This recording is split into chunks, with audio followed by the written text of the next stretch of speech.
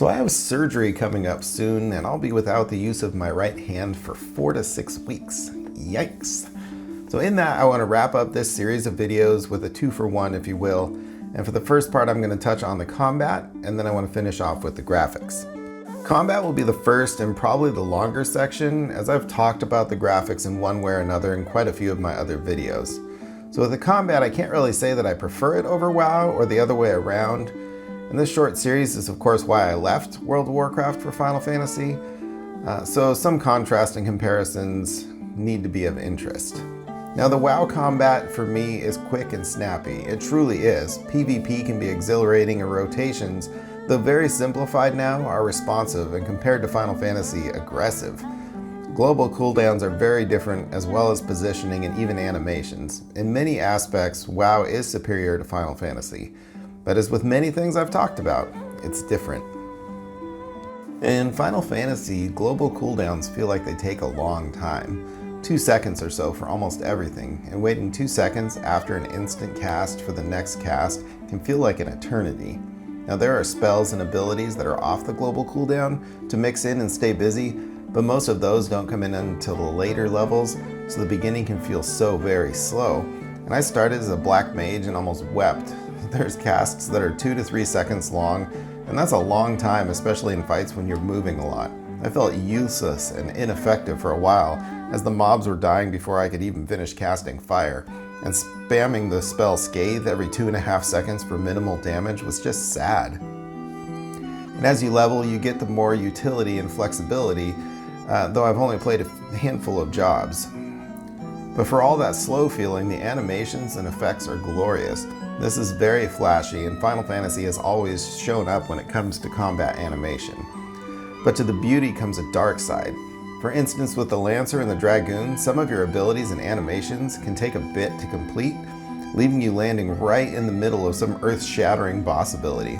So knowing the fights and positioning is key for the whole group, or a bad tank swinging the boss every which direction, it can completely derail positioning or facing for certain attacks. The chained attacks are something I've come to love, a built-in combo system that requires attacks to be executed in a certain order to allow for another attack to happen. And also the different resource meters for the classes are a welcome change. The Gunbreaker charges rounds for special attacks, the Black Mage has the Astral Umbral gauge to speed up or strengthen their spells, and quite a few classes have unique mechanics to balance outside of just your abilities. And it was a definite learning curve, and every class I've played up to the mid-30s feels slowish. The enemies and bosses do telegraph their attacks by indicators on the ground for a direction and area, but at first this is misleading. You have to pay attention to the animation of the mob, not the marker's appearance or disappearance on the ground. They are not linked. More often than not, I thought I cleared the area in plenty of time, not watching the enemy, but the highlighted areas on the ground leading to unneeded damage. Move early, move often. This is the one thing you should take away from this. And with an open mind, one can adjust, enjoy, and flourish in this combat. But at first, it was definitely the hardest transition for me. So moving on to the graphical component, to me the choice is obvious, but as the saying goes, beauty is in the eye of the beholder. Now World of Warcraft has its own identity. It's very stylized, and in no way shooting for realism. It's exaggerated, cartoonish at times, but undeniably entrancing. Now Final Fantasy goes the opposite direction, in scale and art direction. Where there are things that are big in World of Warcraft, like the Sword of Sargeras impaling the planet, it just doesn't have the same feel as crossing the steps of faith or wandering through Ishgard. In Final Fantasy, the structures in the world tower above you. You feel their presence instead of just seeing them. The textures and the lighting have a lot to do with this, and with the sun casting shadows over large parts of the city and the stone and the cloth that seem tangible, they're not just generic mapping.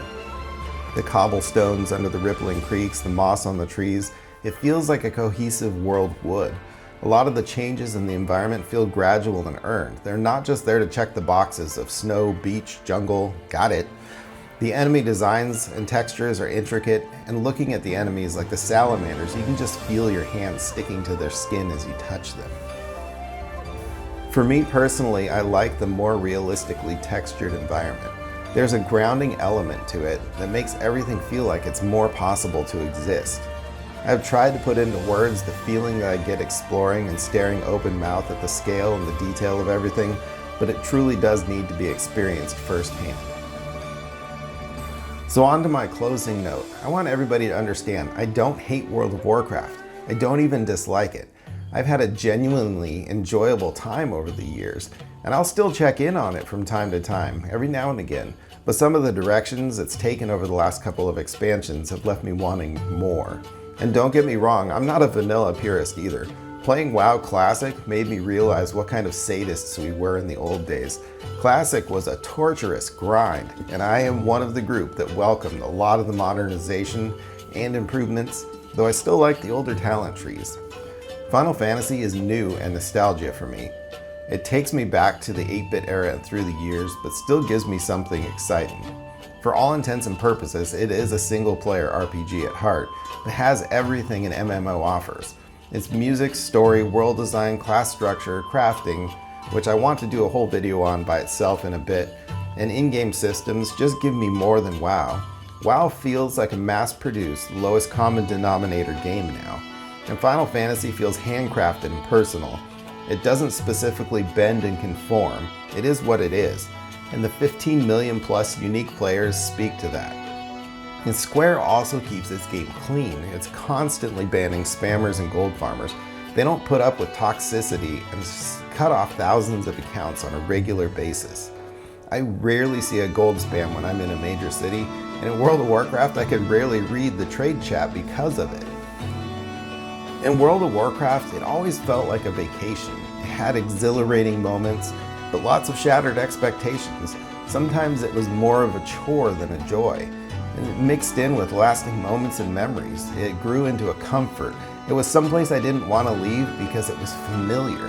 But familiar doesn't always equal right. Now, Final Fantasy Online to me feels like home. So in the end, remember, home is not the place that you live. It is the place where you belong. So I want to thank everybody again for taking a look at these few videos. It is not the last of my Final Fantasy Online videos I'm going to do. This was just the reasons that brought me from World of Warcraft to here, and I'm happier for it. Again, I'm going to try and still post a few videos here and there over the next couple weeks after my surgery, but they probably won't be Final Fantasy. It's going to have to be something I can play a little bit more with one hand. So in that, thank you again, and we'll talk to everybody soon.